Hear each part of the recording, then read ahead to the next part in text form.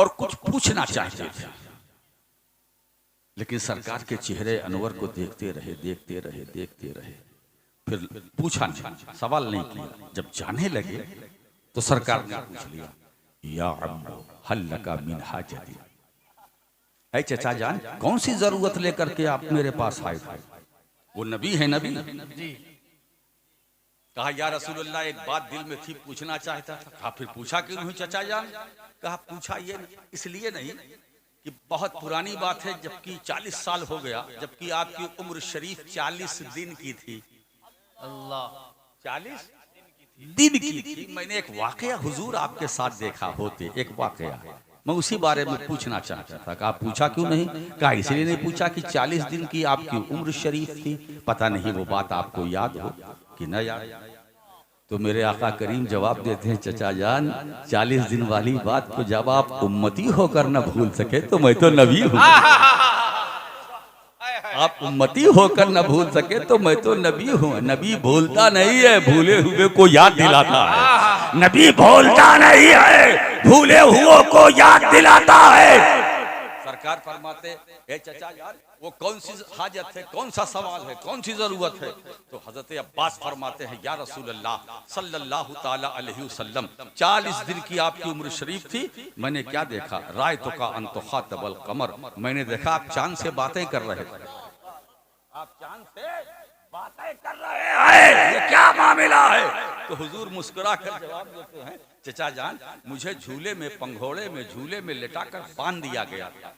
बांधने की वजह से मुझे तकलीफ हुई। जब मुझे तकलीफ हुई तो मैंने रोना चाहा, मैंने रोना चाहा तो चांद मुझसे कहता था, ए अल्लाह के रसूल रोना मत, ए अल्लाह के रसूल रोना मत। चांद तसल्ली दे रहा था, चांद तसल्ली दे रहा था। तकलीफ से मैं रोना चाहता था, चांद कहता था या नबी अल्लाह रोना मत, इसलिए कि आप रोए और आपके आंसुओं का एक कतरा जमीन पर गिर गया तो कयामत तक जमीन पर हरियाली।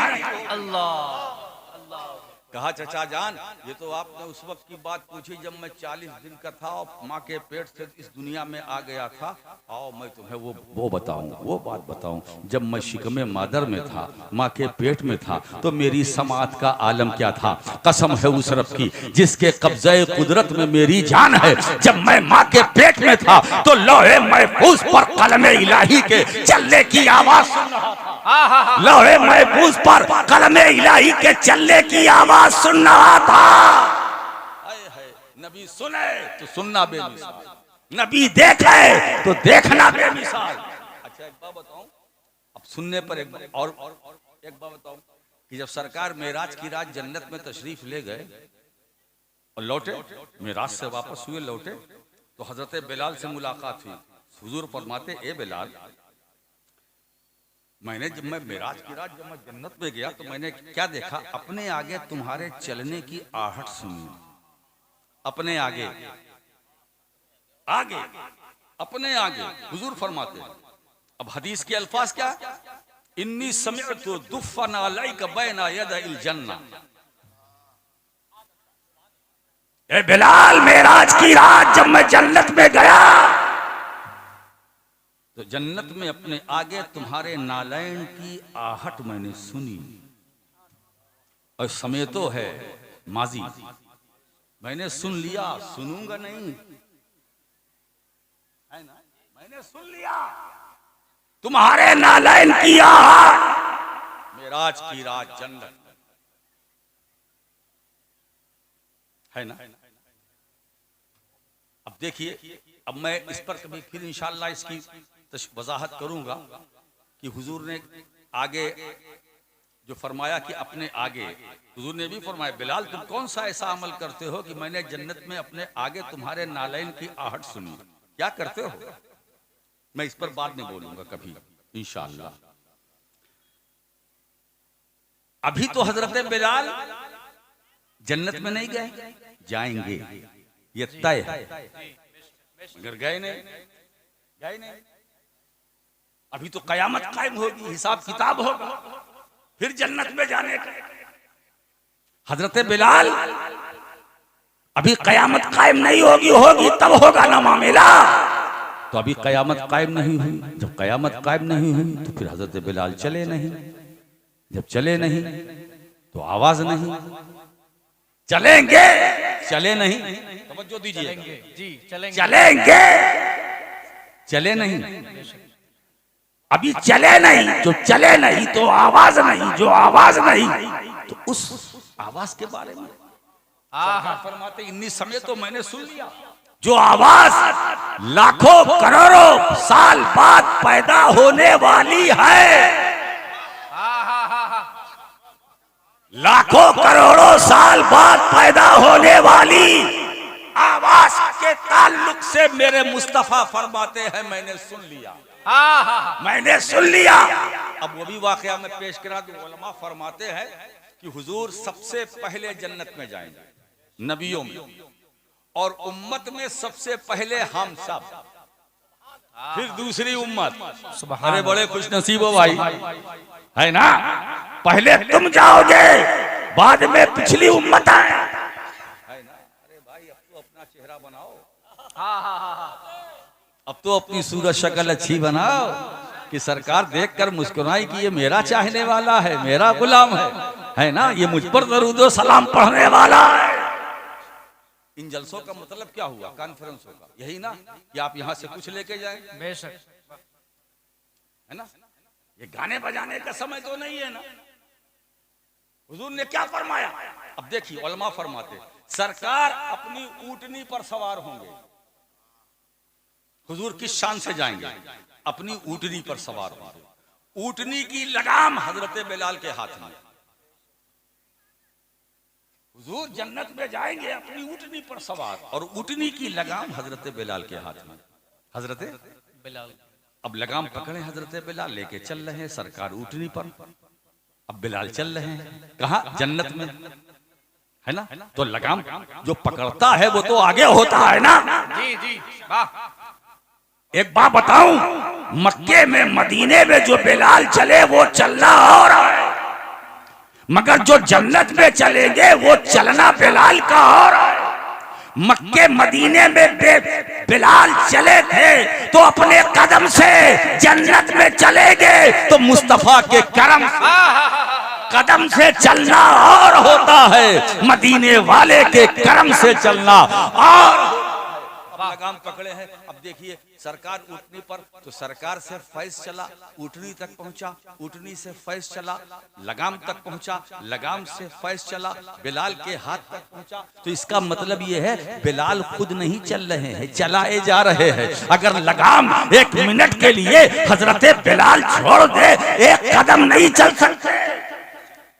अब सरकार उस आवाज के बारे में फरमाते हैं जो पैदा होने वाली है लाखों, तो अल्लाह जाने लाखों साल बाद, करोड़ों साल बाद। हुजूर फरमाते हैं मैंने उस बिलाल के कदम की उस आवाज को मैंने सुन लिया, मेराज की रात मैंने सुन लिया। मुझे एक जुमला मैं आपको देना चाहता हूँ, लेना चाहते हो? वो नबी जो लाखों बरस बाद पैदा होने वाली आवाज को सुन ले, जो लाखों बरस बाद पैदा होने वाली आवाज को सुन ले, वो नबी मदीने में रहकर क्या हम गरीबों के दरूद सलाम को नहीं सुनेगा? इसका मतलब यह है हम दरूद पढ़ते हैं, रसूल सुनते हैं, सलाम पढ़ते हैं, रसूल सुनते हैं, नात पढ़ते हैं, रसूल सुनते हैं, जिक्र करते हैं, रसूल सुनते हैं। अब इसका मतलब यह हुआ कि रसूल सुनते हैं, सुनते भी हैं, देखते भी हैं। तो जो नबी देख रहा हो, जो सुन रहा हो, इसका मतलब यह है वो नबी हाजिर भी है, वो नबी नाजिर भी है, वो नबी जिंदा भी है, वो नबी मौजूद भी है। इन्हीं नजरियात को सामने रखकर मुहद्दिस बरेलवी की जबान यूं गोया होती है, या रसूल अल्लाह तू जिंदा है वल्लाह, तू जिंदा है वल्लाह, मेरी चश्मे आलम से छुप जाने वाली। नारे तकबीर, नारे रिसालत, फैजाने मखदूमे सिमना, औलादे गौसे आजम, नारे तकबीर, नारे रिसालत। चश्मे आलम से छुप जाने वाले, चश्मे आलम से छुप जाने वाले, मिट जाने वाले नहीं। इसका मतलब है जो छुपता है वो मिटता नहीं है। बेशक, बेशक। छुपना और है, मिटना और है, यही काबिले गौर है। क्या नुक्ता है ना, तो छुपना। अच्छा ये बताइए, यहाँ सूरज छुपा है कि मिटा है? छुपा है ना, कहीं निकला भी है। अमेरिका में अब तैयारी है निकलने की, या निकल गया हो, टाइमिंग देखिए, हाँ निकला है, निकल गया। अब सूरज यहाँ छुपा तो रात, अमेरिका में निकला तो दिन। सूरज एक है कि दो? ऐसा तो नहीं है ना कि हर मुल्क का सूरज अलग अलग है। बर्तानिया का अलग, रशिया का अलग, कनाडा का अलग, जापान का अलग, जर्मनी का अलग, अमेरिका का अलग, भारत का अलग, बांग्लादेश अलग, ऐसा तो नहीं है ना। सऊदिया का अरब अलग, यहूदिया का अलग। इसलिए दोस्तों गधे दो तरह के, एक सऊदी एक यहूदी। हम अहले सुन्नत के नजदीक दोनों गधे हैं। जो सऊदी है वो भी गधा है, जो यहूदी है वो भी गधा है। इन गधों का क्या जिक्र करें? 2:15 बज गया भाई, हम गधों का जिक्र करने बैठे हैं। सूरज एक यहां छुपा तो रात, अमेरिका में निकला तो दिन। अब मैं आपसे पूछता हूं कि हिंदुस्तान में, खुलकर बयान बोलो, हिंदुस्तान में सूरज मिट गया या छुप गया? छुप गया। मिटा तो नहीं ना, मिटा तो नहीं। तो इसका मतलब है कि सूरज मिटता नहीं है, छुपता है ना। यहाँ सूरज मिटता नहीं, छुपता है। मिसाल समझ में आ रही है ना? सूरज मिटता नहीं, छुपता है। छुपना और है, मिटना और है। जो छुपता है वो मिटता नहीं, और जो मिटता है उसके छुपने का कोई सवाल ही नहीं। अरे दोस्तों, अब अहले सुन्नत का अकीदा लो, सीना चौड़ा करो। अरे जब मादी आसमान का सूरज मिटता नहीं है तो आसमान नबूवत का सूरज कैसे मिटेगा? आसमान नबूवत का सूरज कैसे मिटेगा? जब भी इमाम मोहम्मद रजा फरमाते, तू जिंदा है वल्लाह, तू जिंदा है वल्लाह, मेरी चश्मे आला, चश्मे आला। अच्छा एक बात बताऊं, तू जिंदा है ना, ये मिसरा है ना, तू जिंदा है। उन्होंने ये नहीं कहा कि वो जिंदा। अगर तू की जगह वो होता तो मिसरा गैर मौजू ना होता, तो सही होता। वो जिंदा है वल्लाह, वो जिंदा है वल्लाह, मेरी चश्मे आलम से छूट जाने वाले। नहीं, वो जिंदा है वल्लाह, वो जिंदा है वल्लाह, वो नहीं कहा। तू, वो और वो किसके लिए? जो गायब है। तू किसके लिए? जो हाजिर। तू किसके लिए? जो मौजूद। तू किसके लिए? जो नाजिर। तू किसके लिए? जो हाजिर है। तू किसके लिए? जो जिंदा है। तू किसके लिए? जो मौजूद है ना। तू जिंदा है, तू जिंदा है। मेरा तो इश्क ये कह रहा है कि जिस वक्त अहमद रजा का पढ़ रहे थे तो जबान से मिसरे की तिलावत हो रही थी, आंखों से मदीने वाले की जियारत। अल्लाह अकबर, या रसूलुल्लाह, जिंदाबाद जिंदाबाद जिंदाबाद जिंदाबाद, अल्लाह अकबर, नारे रिसालत। जबान से तिलावत, निगाहों से जियारत, ये वही बोल सकता है जो मुस्तफा जाने रहमत को अपने माथे की निगाहों से देख रहा हो। या रसूल अल्लाह, आपका जलवा सामने है, चेहरा सामने है, रुखे व शम्स सामने है, वो दोहा की तजल्ली सामने है, यासीन सामने है, ताहा सामने है, मुज़म्मिल व मुदस्सर का जलवा सामने है ना। अब इसको सामने रखकर वो बता रहे हैं, तू जिंदा है वल्लाह, तू जिंदा है वल्लाह। कसम भी खा रहे हैं, खुदा की कसम, तू जिंदा है, तू जिंदा है, जिंदा है। तो अब जब जिंदा है तो मौजूद भी है, जब मौजूद भी है तो हाजिर भी है, जब हाजिर भी है तो नाजिर भी है। इसी यही से अहले सुन्नत का ये नजरिया बन गया, मेरा नबी जिंदा भी है, मौजूद भी है, हाजिर भी है, नाजिर भी है। वाह वाह, है ना? लाजवाब। लेकिन ये सारी बातें उसी की समझ में आएगी जिसने अपने मन को पाक साफ किया, वाह, बेशक, जिसने अपने नफ्स का तस्किया किया, फिर अपने रब का नाम लिया, फिर नमाज पढ़ी। हमारी तकरीर जो तिलावत की थी मैंने खुतबे के बाद, निचोड़ पहले पेश कर दिया, अब उसी को समेट कर इसी आयत के अंदर में दाखिल कर रहा हूं।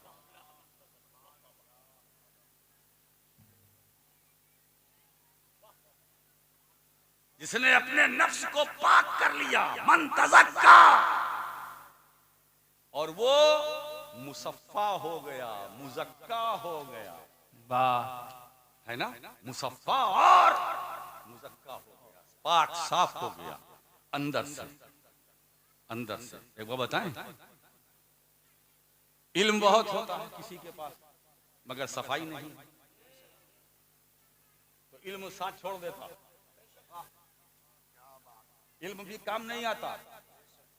अगर सिर्फ इल्म काफी होता तो इमाम फखरुद्दीन राजी को झटका ना लगता। शैतान आ गया, अभी नज़ा का वाक़, अल्लाह एक है, उसकी तौहीद पर दलील दो। इमाम आजम एक दलील देते हैं, दो दलील देते हैं, तीन देते हैं, चार देते हैं, पांच देते हैं, शैतान काट रहा। यहां तक कि रवायतों के मुताबिक 360 दलीलें फखरुद्दीन राजी जैसा इमाम। अब तो इमाम फखरुद्दीन राजी जैसा कोई मौलवी नहीं होगा ना जी, है ना, वो तो 360 दे गए और हम तो एक में फंस जाएंगे। अब जब 360 दलीलें शैतान ने काटा, अब नज़ा का वक्त, रूह निकलने वाली है।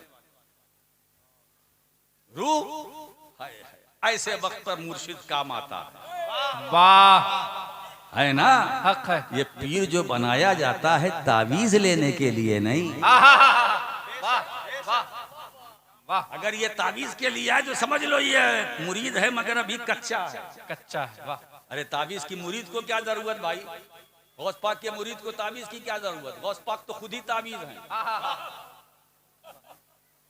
जो अपने आप को खुद तावीज हो उसको कागज की क्या जरूरत। ये नक्शे 15 है, ये 18 है, ये 20 है, ये 25 है, अरे भाई काहे को इस चक्कर में पड़े। मुहद्दिस आजम मेरे दादा रहमतुल्लाह ताला अलैह तो ये फरमाते हैं तावीज, सुनो मैं बताता हूँ क्या तावीज है। हम अहले सुन्नत के पास तावीज की कमी नहीं है, हम तो अजल से तावीज अपने गले में पड़ते हैं। मैं सिद्को अदलो हया वो सखा का बंदा हूँ, अजल से पहने हूँ मैं 4 यार का तावीज। मैं सिद्को अदलो हया वो सखा का बंदा हूँ, अजल से पहने हूँ मैं 4 यार का तावीज। और दूसरी तावीज मुहद्दिस आजम सुन्नियों को ये देकर गए, वो क्या है, नामे पंजतने पाक नक्श दिल मेरा, है नामे पंजतने पाक नक्श दिल मेरा, मिला है मुझको ये परवरदिगार का तावीज, मिला है मुझको ये परवरदिगार का तावीज। अरे जिसके दिल में सिद्दीक़ अकबर उमर उस्मान हूँ, अली हूँ, सैयदे कायनात हूँ, हसन हुसैन हूँ, वाह, उसको किसी तावीज की जरूरत नहीं, बेशक उसको किसी तावीज की जरूरत नहीं। अरे सिर्फ पंजतने पाक को याद कर लो, सारी बलाएं दूर हो जाएंगी, सारी मुसीबतें भाग जाएंगी, सारी मुश्किलें काम आ जाएंगी। अली का नाम जी, मुश्किल को भगाने में इक्सीर आजम है। आहा, बेशक तावीज की जरूरत नहीं है ना। अब देखिए 360 दलीलें शैतान ने काट दिया।